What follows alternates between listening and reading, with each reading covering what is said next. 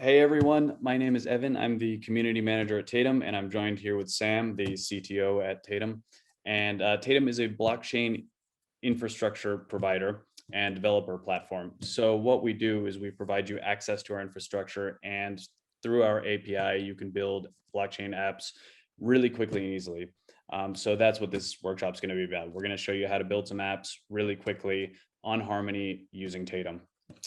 So we're going to go through the Tatum dashboard, how you sign up for Tatum. We're going to show you how to generate wallets, deposit addresses, private keys, NFTs, how to mint NFTs. And we might get into a couple other features along the way. Depends on where Sam goes with his presentation. So yeah, I guess I'll hand it over to Sam, and we're just going to start with how to sign up for Tatum using our dashboard.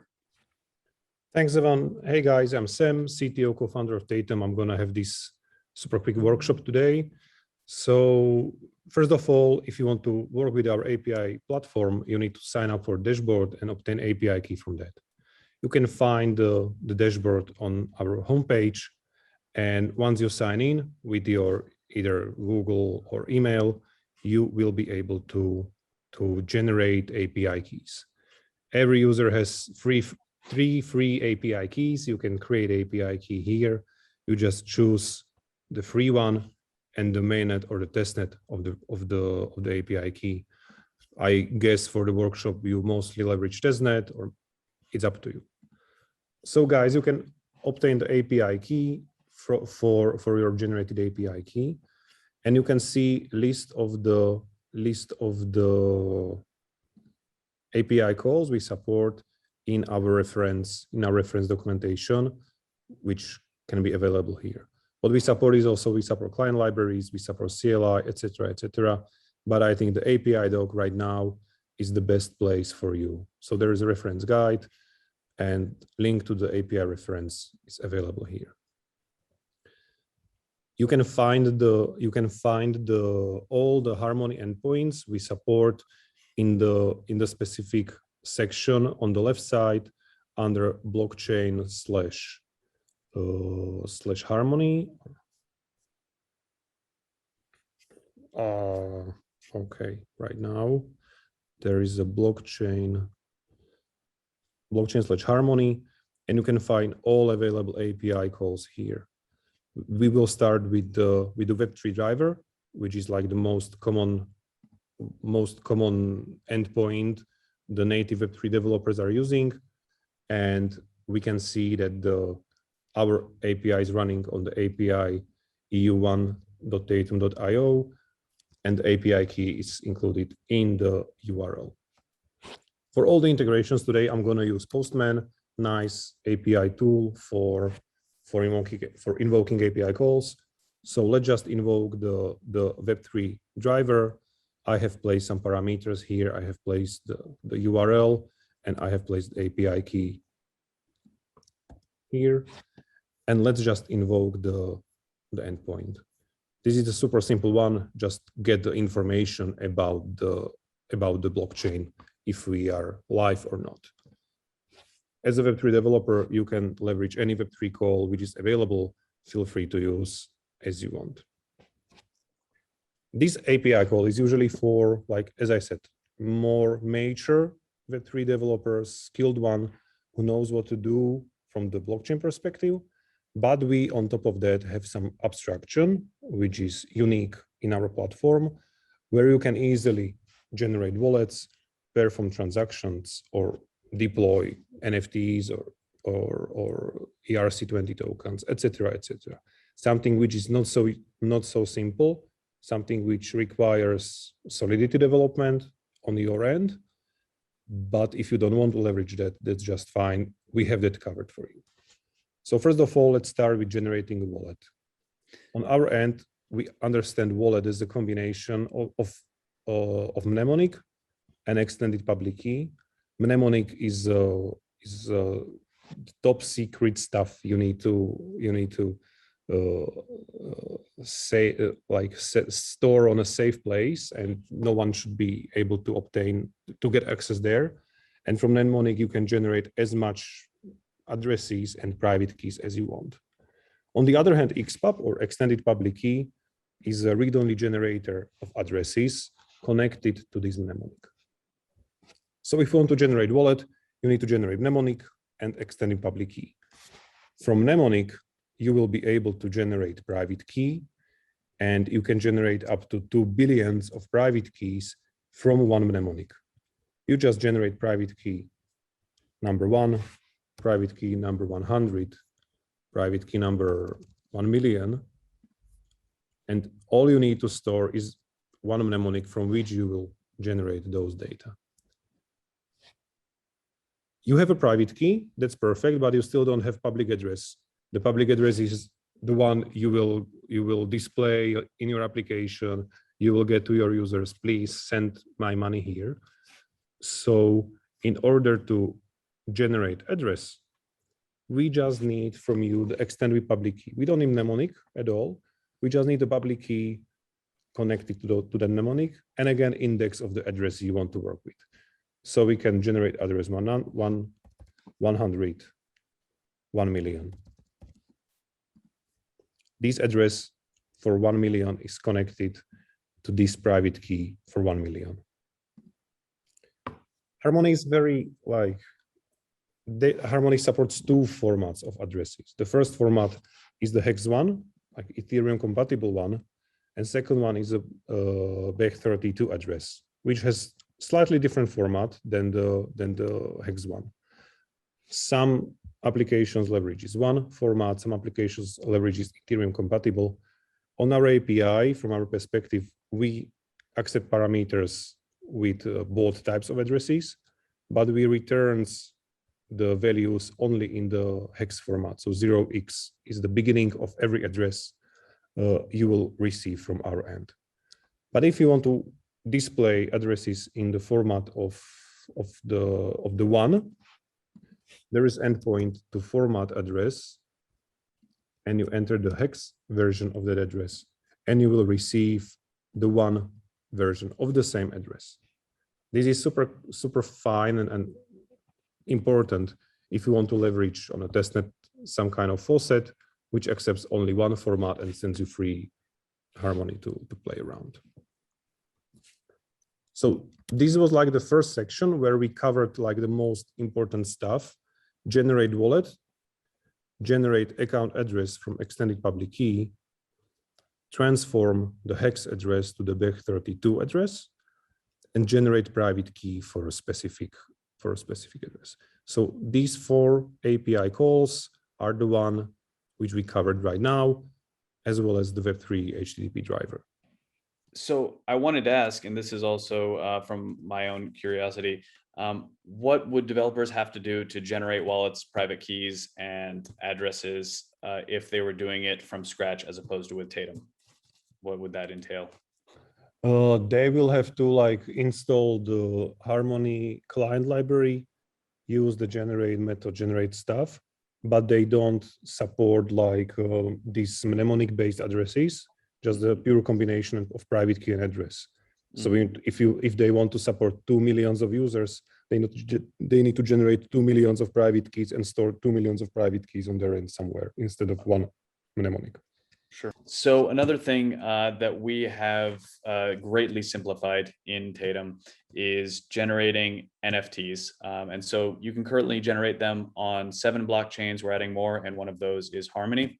The thing is, as I mentioned before, you don't need to code your own smart contract. We have already coded and audited and standardized an ERC 721 smart contract that can be deployed instantly. So instead of writing everything yourself and then making sure it works and then deploying it, you can just deploy it in one API call. So Sam, if you can show us how to do it. Sure. Thanks, Ivan. As you said, we have a nice abstraction built for NFTs and ERC 721 standard. Now it works on 7 different blockchains, and Harmony is one of them. And I'm pretty sure you must all know what NFT is and what's the meaning in the crypto space, like for the last couple of months. But just to reiterate very quickly, NFT stands for non-fungible token. which is unique token, irreplaceable, one of a kind on the world. And it has a unique identifier and some kind of metadata which is connected to the token. And those metadata actually represents the physical stuff or the actual token, the actual unique thing which is represented on the blockchain with the NFT as such. So if you want to develop the smart contract by yourself in Solidity, you are free to go. You can do it by yourself a couple of weeks. You can test it. You can play around with all the tools necessary for like blockchain development. And at the end of the day, you will just end up with like almost a standard smart contract with no special features added on top of that. If you don't want to do that or don't have the capacity, you can leverage our pre-built smart contract, which is available open source on our GitHub, so everyone can see what's there, how it's written. We have forked the Open Zeppelin smart contract library, and we are leveraging those standards, but we have added some kind of our improvements, and the 7.2.1 is one of that improvement. So we are free to go. We can take a look at it. Everything is public. We never like make it private, so you know what you are working with. So enough of the talk. Let's just do the deployment. Let's mint one token, and let's see who owns that token and what are the token metadata. So basically, which URL is connected to the specific token. So what we need to do is we need to leverage NFT deploy endpoint where we choose which blockchain we will work with. Right now it's Harmony. We enter the name of the token to be deployed, symbol to be available, and the private key of the blockchain address from which the smart contract will be deployed. This private key will be then owner of the smart contract and will have the minting capabilities. So you will be able to mint new tokens only from this account. So let's just deploy one. We receive the ID of the transaction of the deployment, and we have again a handy endpoint to find the contract address of the deployment transaction. So we are working on one. This is the deploy transaction hash, and we read from that our NFT token is deployed on this contract address. The contract address for NFTs is very important because all the operations you will want to like perform, like minting, transferring, burning, will be connected to this address of the smart contract on the blockchain. So let's mint the new token. We have again prepared a nice abstraction endpoint for that, where you choose which blockchain you want to work with. We need to enter the address of the contract, identifier of the token, which is, as I said, unique integer, and you can never mint two tokens with same ID under one contract address. You need to enter the private key who can mint the token. So right now is the same private key as the one for deploying. We need to enter the recipient of the minted token, and we need to add some kind of metadata to this specific token. Let's say we will have our website where we will just show the tokens based on the ID. Very simple one. You can leverage IPFS as a decentralized file system. We also have integration for that. So you can leverage the IPFS URL here for the metadata. So let's just mint one. Again, the result is transaction ID. We can check the transaction on the Explorer on the Harmony. We are working with a testnet API key. So we are using the POPS1 Explorer from Harmony. And we can see the transaction was settled, and internally and in the logs, we can see that we have created token number 10, and this is the recipient of the token.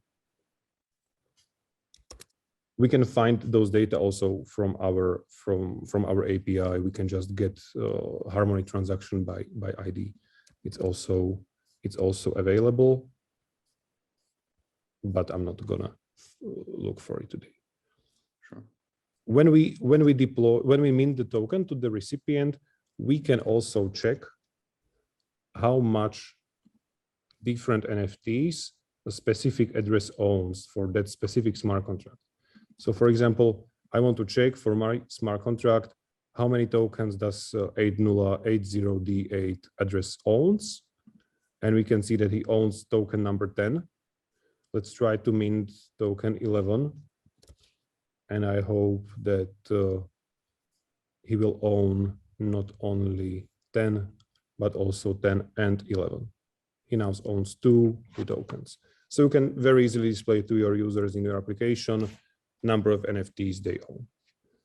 If you want to, and so that's the first like simple read operation, and another but important, even maybe more important than the list, is obtaining the metadata for a specific token. I know that I own token number 10, but I actually don't know what it represents internally. What are the data connected to that token? So another handy endpoint is to obtain metadata.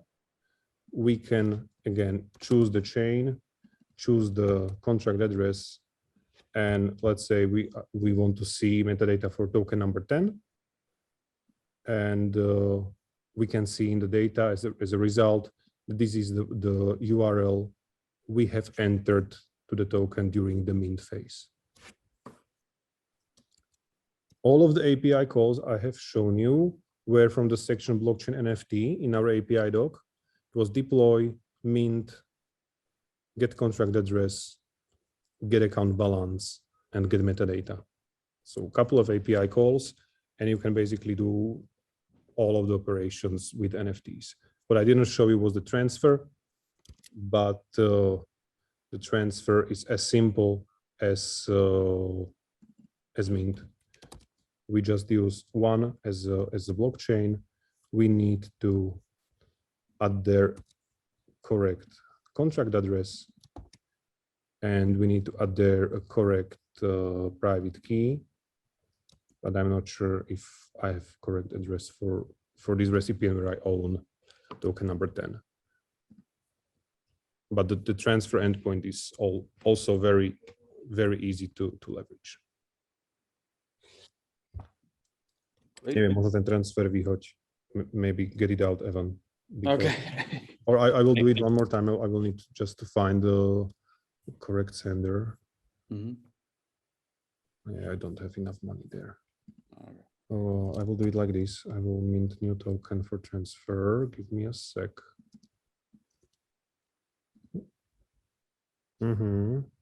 So I will mint token 100 to this guy.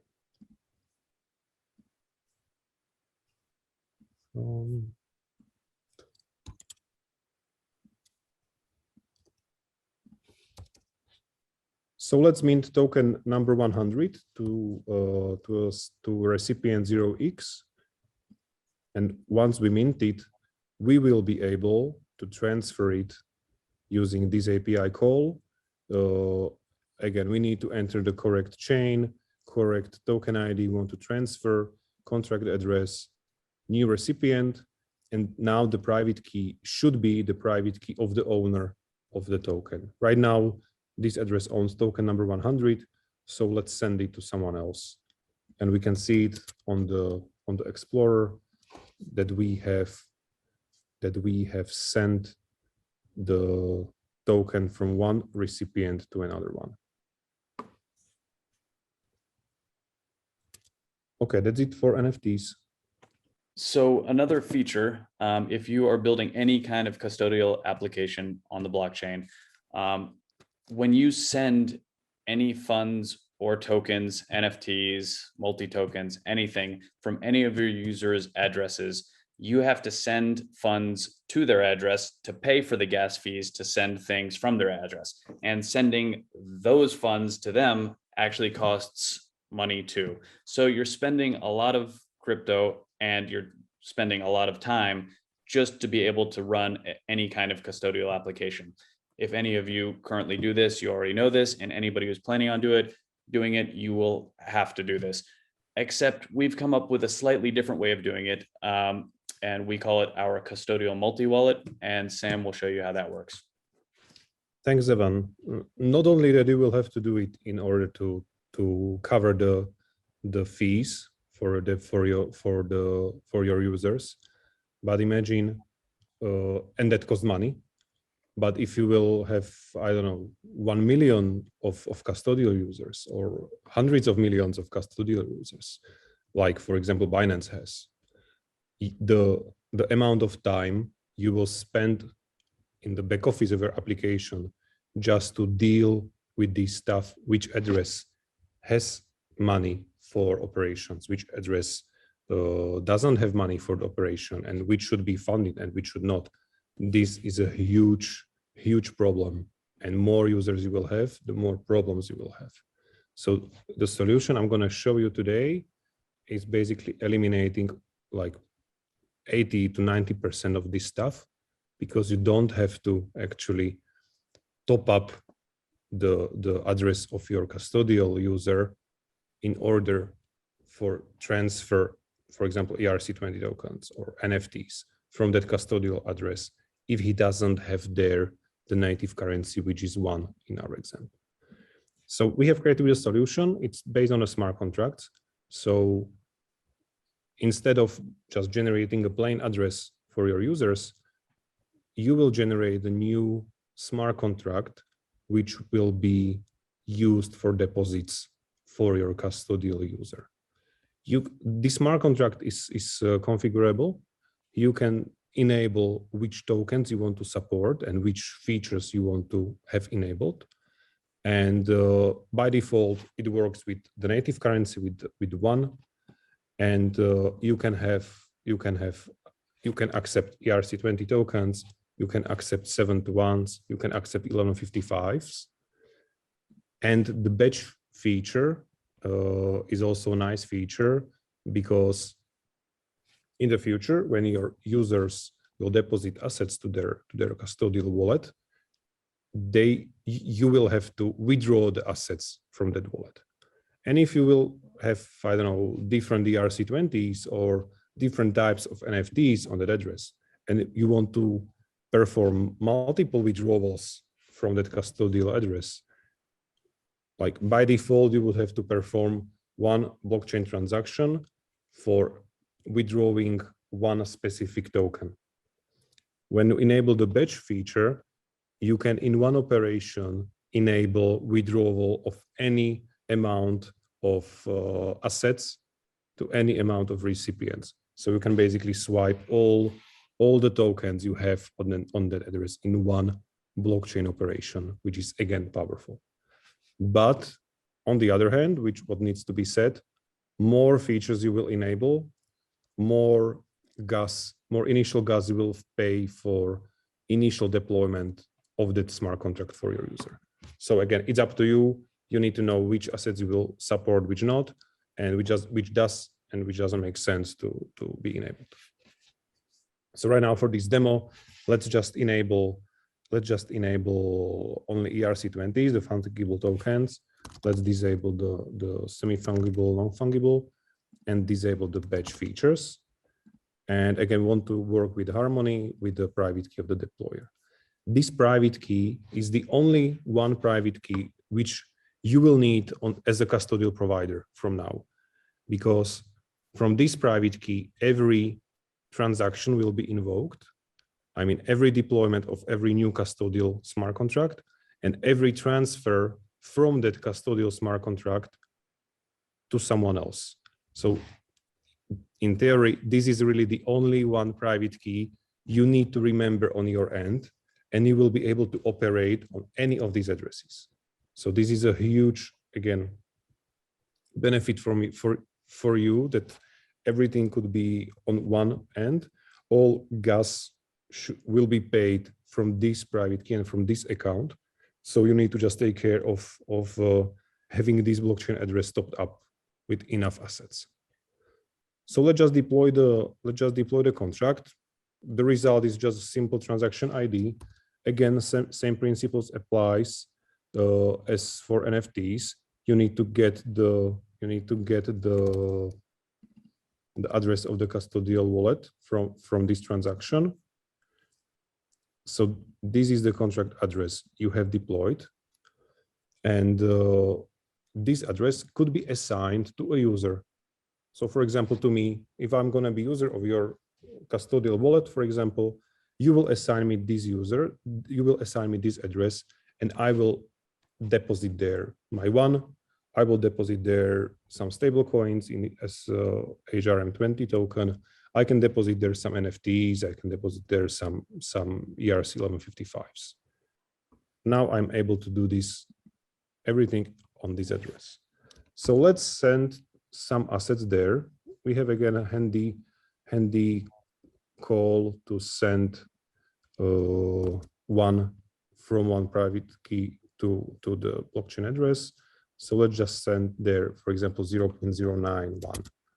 We can check it on the again on the Explorer, the address of the smart contract actually. So you can see the Explorer detected that this address, it's on our end, it's in the hex form, but here you can see the BEG32 version, that this address is a smart contract, but it has balance of 0.091 token. You can as well send there some HRC20 tokens. So for example, if you have some tethers or some stable coins, or you are issuing your own ERC20 token, you can send it there, the balance will be reflected. And if you want to withdraw assets from that address, you can use the endpoint transfer native asset. Again, you need to choose the correct chain you want to work with. You need to choose which type of asset you are withdrawing. The native asset is type 3. All these types are available in our API documentation. And this is the address of the custodial of the contract for the user. So you want to withdraw money from this custodial wallet. This is the recipient of the assets. And this should be the private key of the owner of that contract. So the private key which will sign the transaction will be the one used for deploying the address. So from this address, the gas fee will be paid, not from the custodial user balance.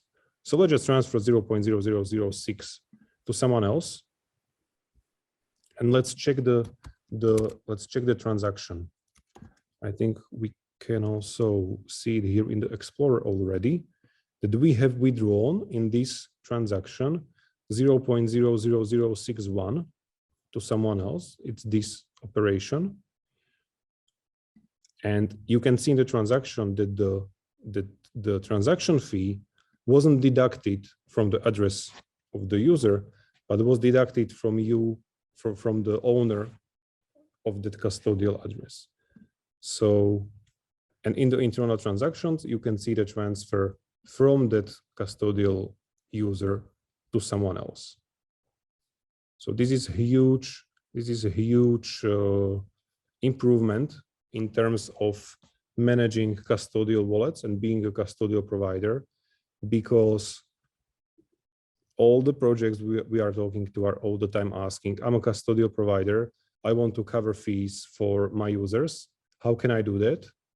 Natively from the blockchain perspective, you can't, but you can use some kind of nice smart contract logic, which can do that very, very easily.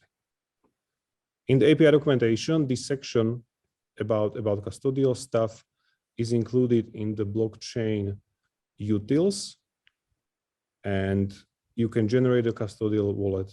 You can transfer assets from custodial wallet.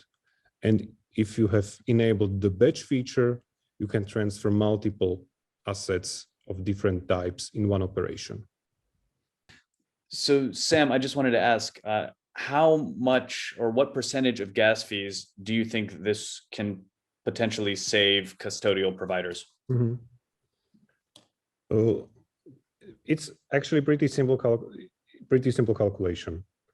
You can calculate very easily what was the cost of deployment of one transaction. It's 0. Let's say 0.0031 for generating new address for one user.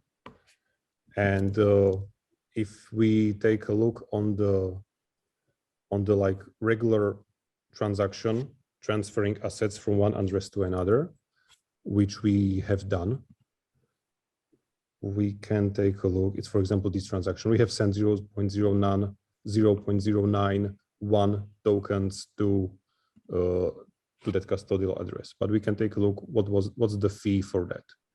So the fee for a regular transfer is 0.0002. So let's say in like how many?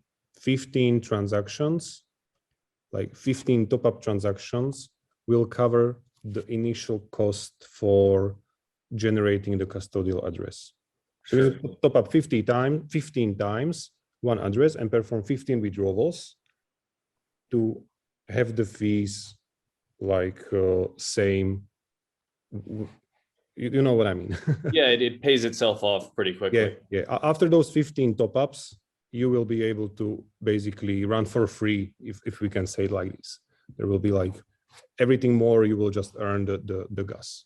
Great. So yeah, the initial costs are a little bit higher, but you will save long term. You will save a huge amount of gas. Sure.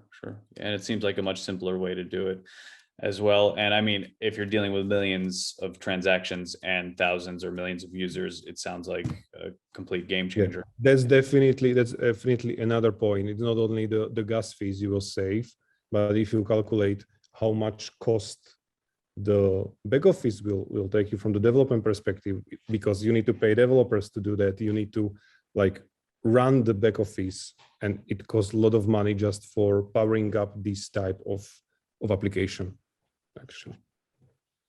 Well, yeah, I mean, it sounds invaluable for fintech apps of all kinds. So if you're considering building a custodial exchange or a custodial wallet app or anything of that sort, this is definitely a much better way to approach it than the traditional way. Sure. Cool.